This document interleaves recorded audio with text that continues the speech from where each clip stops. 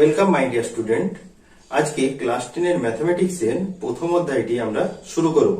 প্রথম অধ্যায়টি কি আছে আমরা দেখে নিচ্ছি। সেটি হলো quadratic equations with one variable, অর্থাৎ এক চল বিশিষ্ট দ্বিঘাত সমীকরণ। আমাদের এই মানেটি আগে বুঝে নিতে হবে।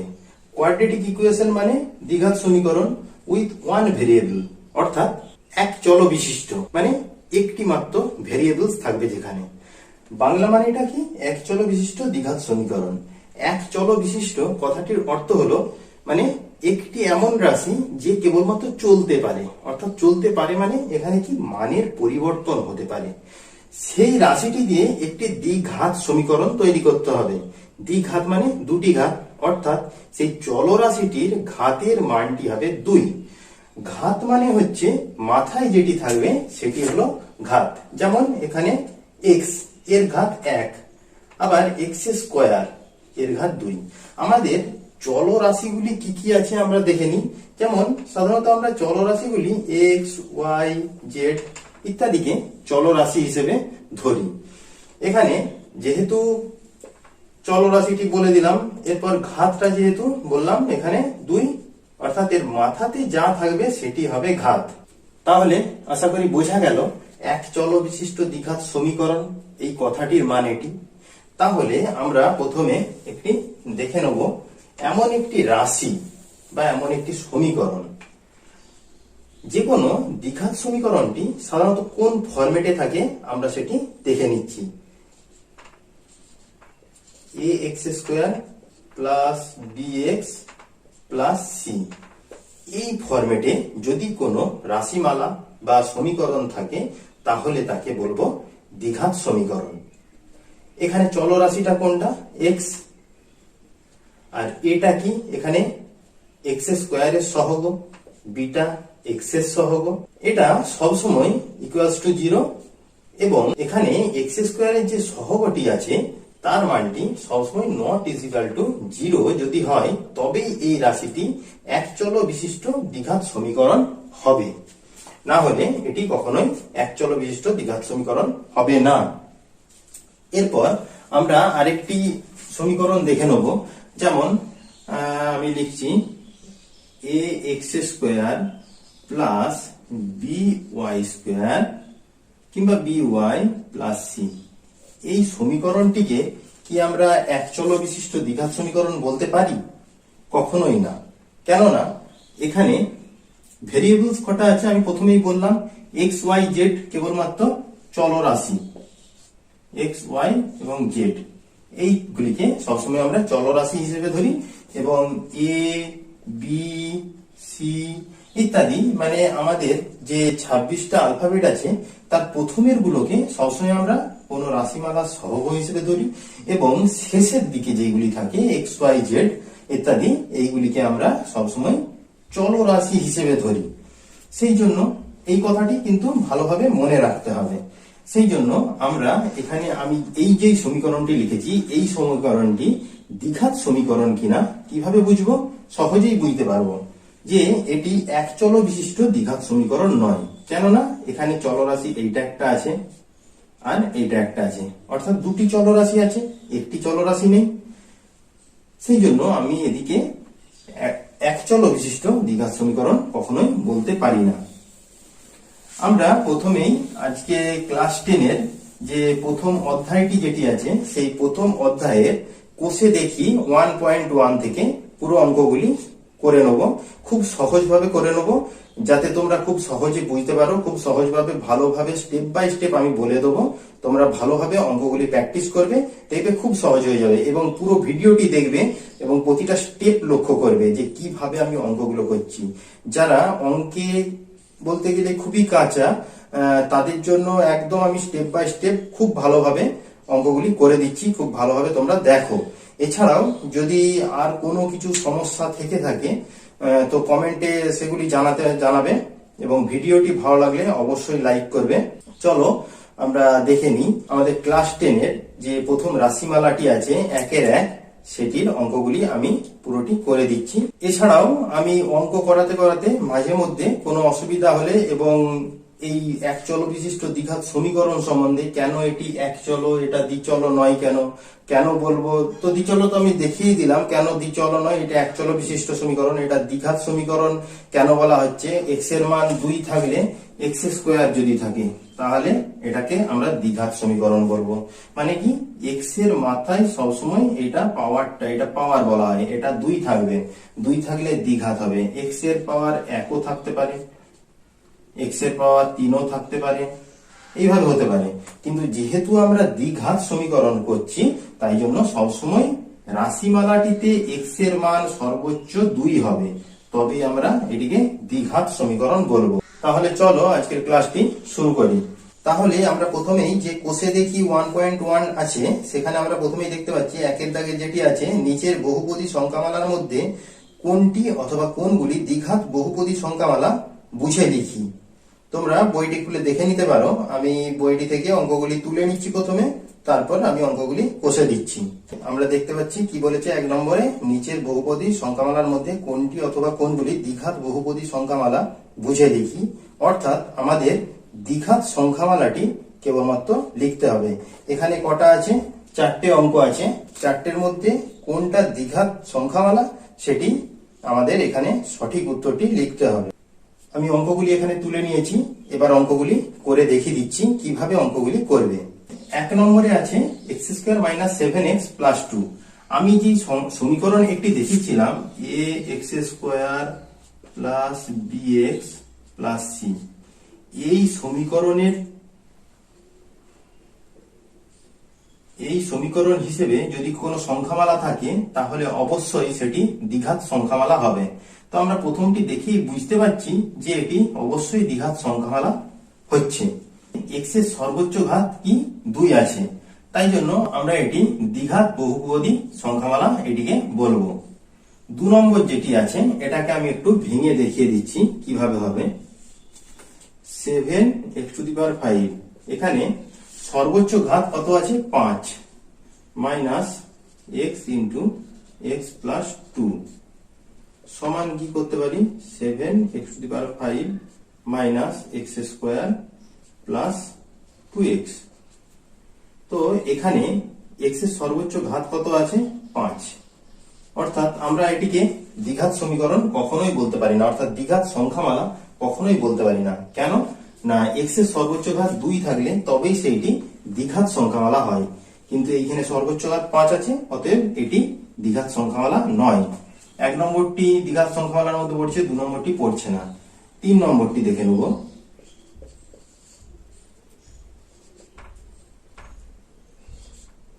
2x into x plus 5 plus 1 সমান 2x square plus 10x plus 1। তাহলে এটি এই ফরম্যাটে আছে, অর্থাৎ এই সংখ্যামালার হিসেবে আছে ax square plus bx plus c, এবং এখানে x এর ঘাত কত আছে, 2, অর্থাৎ দ্বিঘাত বহুপদী সংখ্যামালা, এটিও ঠিক। 3 নম্বর হলো 4 নম্বরটা, 2x মাইনাস 1। এখানে আমরা দেখতেই পাচ্ছি এখানে কোনো ঘাত নেই x এর, অর্থাৎ এটি দ্বিঘাত সংখ্যামালা কখনোই নয়, এবং এখানে বহুপদী সংখ্যামালা অবশ্যই, কিন্তু দ্বিঘাত নয়, অতএব এটিও হলো না দ্বিঘাত বহুপদী সংখ্যামালা। তাহলে আমরা এখানে এই 4টে অঙ্কের মধ্যে বুঝতেই পারলাম কোন কোন দুটি 1 নম্বর এবং 3 নম্বরটি দ্বিঘাত বহুপদী সংখ্যামালা। তাহলে এই আনসারগুলি হয়ে গেল 1 নম্বর। এরপর আমরা 2 এর দাগের অঙ্কগুলি দেখে নেব, যেটি বলেছে নিচের সমীকরণগুলির কোনটি ax² plus bx plus c equals to 0, যেখানে a b c বাস্তব সংখ্যা, অবশ্যই বাস্তব সংখ্যা হতে হবে, অবাস্তব হলে চলবে না, এবং a নট ইকুয়াল টু 0 আকারে লেখা যায় তা লিখি। তাহলে প্রথমের অঙ্কটি 1 এর দাগ দিচ্ছি, দেখে নেব। এটি ax² plus bx plus c এই সংখ্যামালার মধ্যে আছে কিনা আমাদের দেখে নিতে হবে। প্রথমের অঙ্কটি যেটি আছে x - 1 plus 1/x equals to 6 সব সময় পাশে এইটা লিখতেই হবে x not is equal to 0। তাহলে সমান আমরা লসাগুর নিয়ম অনুযায়ী লসাগু করে নেব। x লসাগু হবে x এ x স্কয়ার মাইনাস x এর সাথে 1 এর গুণ হলে x প্লাস 1 ইকুয়ালস টু 6। তা और হবে যেহেতু সমীকরণ এটা সমাধান করতে হবে। और এখানে আমরা কোনাকুনি গুণ হয়ে যাবে, মানে 6 এর নিচে নিশ্চয়ই 6 আছে, মানে 6 এর নিচে সবসময় 1 ধরে নিতে হয়। এটা গুণ করে নেব কোনাকুনি, x square minus x plus 1 equals to 6x। x এর সাথে 6 এর গুণ হলো 6x। और তাহলে আমি 6x টাকে এইদিকে নিয়ে চলে আসবো, একই সাইডে নিয়ে চলে আসতে হবে।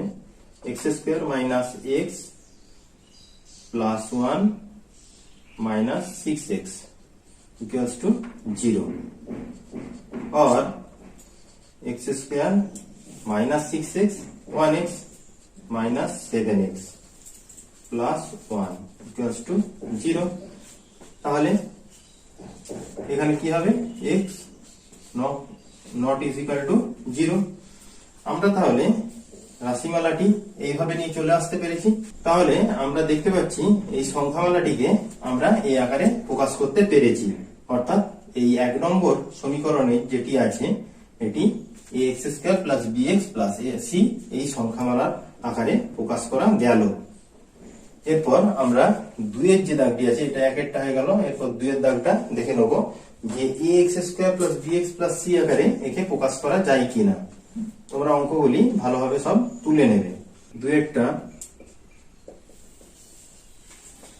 বলেছে x plus 3/x equals to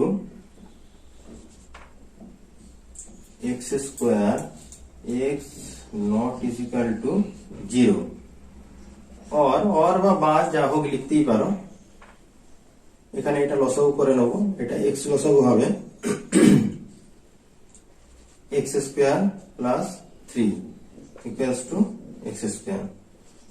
और এখানে কি হবে x স্কয়ার আর x সে একই ভাবে এখানে নিচে 1 ধরে নিতে হবে, এই কোনাকুনি গুণ হয়ে যাবে x square plus 3 equals to x cube.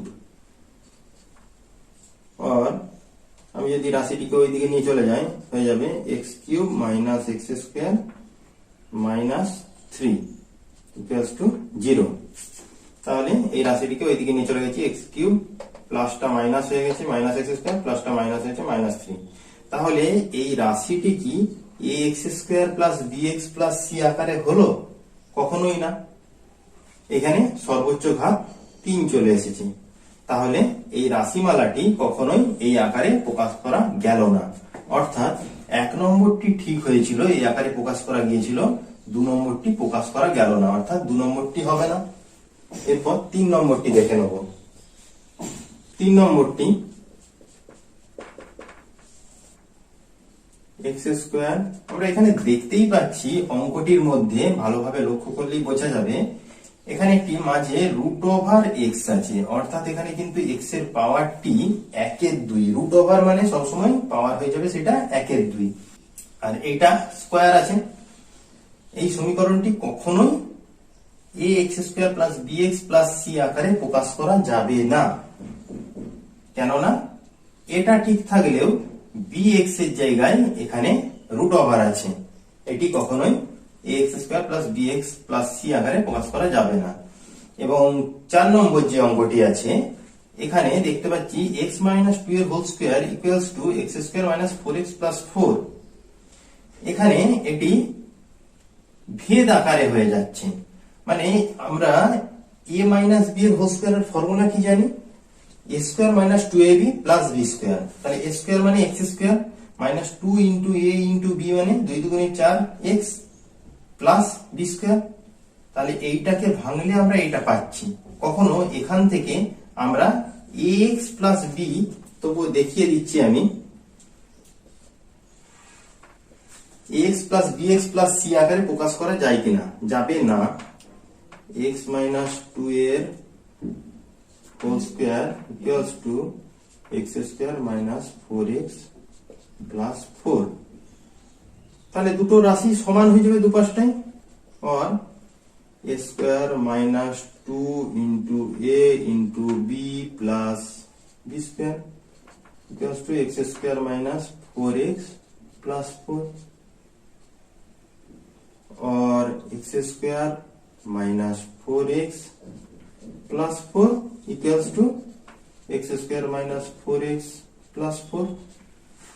তাহলে ভেদ আকারে আছে রাশিটি, এখানেও কেটে যাবে plus plus minus minus plus plus কেটে গেল। তাহলে এই আকারে কি রাশিটি প্রকাশ করা গেল? গেল না। তাহলে 4 নম্বরটিও ax square plus bx plus c আকারে প্রকাশ করা গেল না। তাহলে কেবলমাত্র 1 নম্বর সংখ্যামালাটি অর্থাৎ 1 নম্বর সমীকরণটি বা 1 নম্বর রাশিমালাটি ax square plus bx plus c আকারে প্রকাশ করা গেল।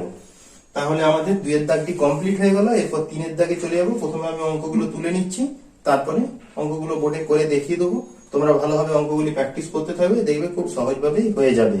এছাড়াও যদি কোনো প্রশ্ন থাকে তা অবশ্যই কমেন্টে জানাবে এবং ভিডিওটি ভালো লাগলে অবশ্যই লাইক করবে। চলো 3 নম্বর দাগের অঙ্কগুলি দেখে নিই কি আছে। দেখো 3 নম্বর দাগের অঙ্কটি বলেছে x to the power 6 minus x cube minus 2 equals to 0। সমীকরণটি চলের কোন ঘাতের সাপেক্ষে একটি দ্বিঘাত সমীকরণ তা নির্ণয় করি। আমরা কি বলেছি সবসময়, চলরাশি কোনটা? x। এখানে বলেছে সমীকরণটি, তাহলে বলেছে x to the power 6 minus x cube minus 2 equals to 0। এটি সমীকরণ। সমীকরণটি চলরাশি কোনটা? x। চলের কোন ঘাতের সাপেক্ষে এটি দ্বিঘাত সমীকরণ হচ্ছে সেটি আমরা করে দেখব। অঙ্কটি প্রথমে তুলে নিচ্ছি। x to the power 6 minus x cube minus 2 equals to 0। অর্থাৎ और x টু দি পাওয়ার 6 কে আমি এইভাবে ভেঙে নিতে পারি। যেহেতু দ্বিঘাত সমীকরণ করতে হবে আমাকে, সেটা দেখে নিতে হবে। x কিউবের whole square minus x cube minus 2 equals to 0। তাহলে আশা করি বুঝতে পারছো ব্যাপারটি কি হলো। সবসময় পাওয়ারে গুণ হয়, 3 দুগুণে 6 হয়ে গেল। তাহলে এখানে চলরাশি কোনটা? x। তাহলে x এর কিউবের স্কয়ার, অর্থাৎ এখানে চলের কোন ঘাত হচ্ছে? তাহলে চলের হচ্ছে এখানে চলরাশিটা গোটাটা ধরলে হচ্ছে x কিউব। এখানে অঙ্কতে যেটি বলেছিল যে চলের কোন ঘাতের সাপেক্ষে একটি দ্বিঘাত সমীকরণ তা নির্ণয় করি, তাহলে লিখতে হবে কি? অতএব নির্ণেয় দ্বিঘাত সমীকরণটি চলের x কিউব ঘাতের সাপেক্ষে একটি দ্বিঘাত সমীকরণ হবে। এটি উত্তর হয়ে গেল। আজ তাহলে এই পর্যন্তই। বাকি যেটি থেকে গেল আমরা পরের ভিডিওতে পেয়ে যাবে পুরোটি। তার জন্য অবশ্যই চ্যানেলটি সাবস্ক্রাইব করে নোটিফিকেশন বেলটি প্রেস করে রাখবে এবং ভিডিওটি ভালো লাগলে অবশ্যই লাইক করবে। যদি কোনো প্রশ্ন থাকে অবশ্যই তা কমেন্টে জানাবে। Thank you.